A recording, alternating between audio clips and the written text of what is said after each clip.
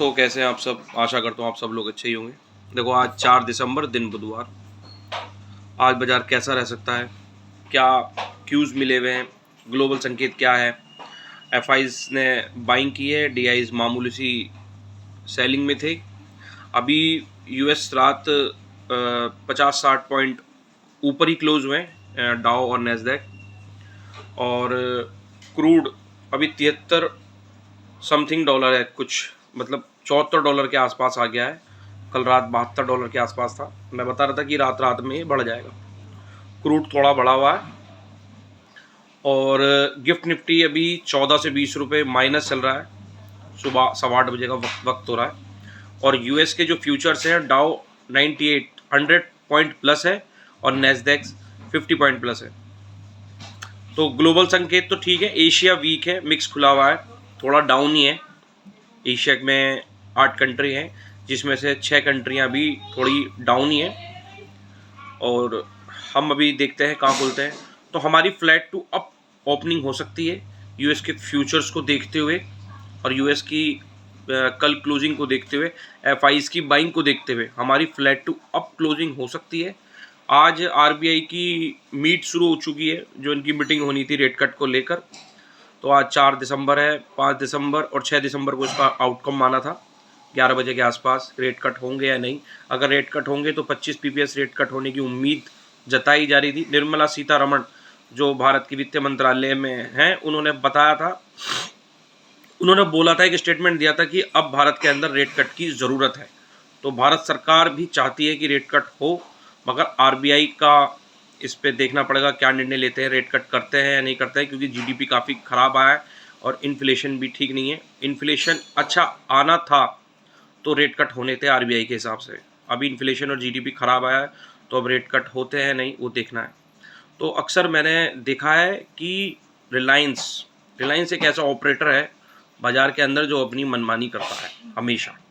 रिलायंस ने ही बाजार को चढ़ाया। बीते 3 दिन से जो बाजार चढ़ रहा है वो रिलायंस की ही वजह से, क्योंकि एक सरकार ने एक टैक्स हटाया था जो पेट्रोल पे लगा हुआ था, जिसकी वजह से Vedanta, Reliance, ONGC, oil India in और चेन्नई पेट्रोल, इनको अच्छा खासा बेनिफिट हुआ है और ये भागे हैं। अब मुझे ऐसा लगता है कि रिलायंस ही बाजार को रोकेगा और थोड़ा सा नीचे ला सकता है। ऐसे ही मुझे लगता है, ये मैं आशंका जता रहा हूँ, मुझे ऐसा महसूस दे रहा है। अब बाकी देखते हैं क्या होता है बाजार के अंदर। भाई, मैं कोई सेबी रजिस्टर्ड नहीं हूँ। आप बाजार के अंदर अपने सेबी रजिस्टर्ड एडवाइज़र से सलाह लेकर बाजार में काम करें। किसी के भी लेवल्स के लिए आप बाध्य नहीं हैं, किसी के लेवल्स को आप सुने नहीं, अपने दिमाग का भी इस्तेमाल करें। मुझे ऐसा पता नहीं क्यों लग रहा है कि रिलायंस अब बाजार को रोकेगा, क्योंकि रिलायंस अक्सर आरबीआई की जब मीटिंग होती है तो उससे पहले बाजार को तोड़ देता है, ये दिखाने के लिए कि अगर रेट कट नहीं किए तो बाजार को इतना गिरा दूंगा। डराने के लिए, सरकार को डराने के लिए ऐसा बड़े ऑपरेटर करते हैं। और एक जो नेगेटिव न्यूज़ थोड़ी सी मुझे लगती है कि अभी तक महाराष्ट्र के चीफ मिनिस्टर का चयन नहीं कर पाई है बीजेपी सरकार। और 5 तारीख को एक मीटिंग होनी है एकनाथ शिंदे के साथ में, और बीजेपी के सारे वरिष्ठ अधिकारी बैठ के ये निर्णय लेंगे कि विजय फडणवीस मुख्यमंत्री बनेंगे या एकनाथ शिंदे। तो अभी उस पर भी कोई सहमति नहीं आई है।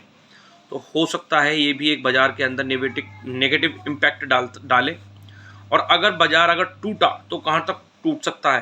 देखो, अगर 24,350 ब्रेक होता है नीचे के लिए, तो हम 24,240 और 24,140 तक जा सकते हैं। ये तो नीचे के सपोर्ट हो गए। इससे नीचे भी तो फिलहाल बाजार जाता हुआ नज़र नहीं आता। अगर 24,140 को बाजार तोड़ता है तो बात अलग है। फिर उसके लिए अगर मैं आपको आगे के लेवल दे दूँ, फिर 24,000 और 23,900 तक की यात्रा निफ्टी 50 कर सकता है। 6 तारीख को इसकी एक्सपायरी भी है और 6 तारीख को आरबीआई का आउटकम भी आना है। और अगर ऊपर बाजार निकला तो अभी फ़िलहाल हम 24,060-70 के आसपास बंद हुए हैं। 24,480 ब्रेक होता है, जो कि मुझे लगता है gap up flat to up होने ओपनिंग में ही कट जाएगा। तो अब हमारे पास में लेवल है 24,520। बाजार इसको तोड़ता है, इसके ऊपर सस्टेन होता है तो बाजार निकल सकता है 24,580 और 24,620। और हमें 620 के ऊपर भी निफ्टी 50 दिखा सकता है अपने लेवल्स। अगर बाज़ार, क्योंकि एफआईज की देखो बाइंग है और रेट कट की पूरी पूरी उम्मीद है, होना क्या है ये तो देखो ना आपको पता ना मुझे पता, हम सब अंदाज़ा ही लगा सकते हैं। अगर बाज़ार ऊपर निकला तो इन लेवलों को पार करके यहाँ निकलेगा, और अगर बाज़ार टूटा तो सबसे पहले 24,350 ही टूटेगा, जो कि टूट नहीं रहा था। और 24,350 के टूटते के साथ ही बाज़ार के अंदर एक बिकवाली का माहौल बन जाएगा, जो कि बाज़ार को 24,140 240 तक ला सकते हैं। अब देखते हैं बाज़ार में किस तरीके से रहता है। वैसे सेफ जो ट्रेडर्स हैं उनके लिए 6 तारीख सबसे बढ़िया है। 6 तारीख के बाद ही बाज़ार के अंदर काम करें तो सबसे ज़्यादा बेनिफिट आपको देखने को मिलेगा, क्योंकि जितना उतार चढ़ाव आना होगा बाज़ार के अंदर आ चुका होगा। बाज़ार एक सीधी राह मिल चुकी होगी, क्या तो बाज़ार गिरेगा या फिर बाज़ार ऊपर निकलेगा। ठीक है, तो आप देखिए, वीडियो आपको अच्छी लगे तो लाइक करें, चैनल को सब्सक्राइब करें, अगर आप नए हैं तो ज़्यादा से ज़्यादा शेयर करें। ये मैं आपको अपनी सोच बता रहा हूँ, ऐसा होगा ही होगा नहीं, देखते हैं। आप भी यहीं हैं, मैं भी यहीं हूँ, बाज़ार में क्या होता है देखते हैं अब क्या होता है आगे। धन्यवाद।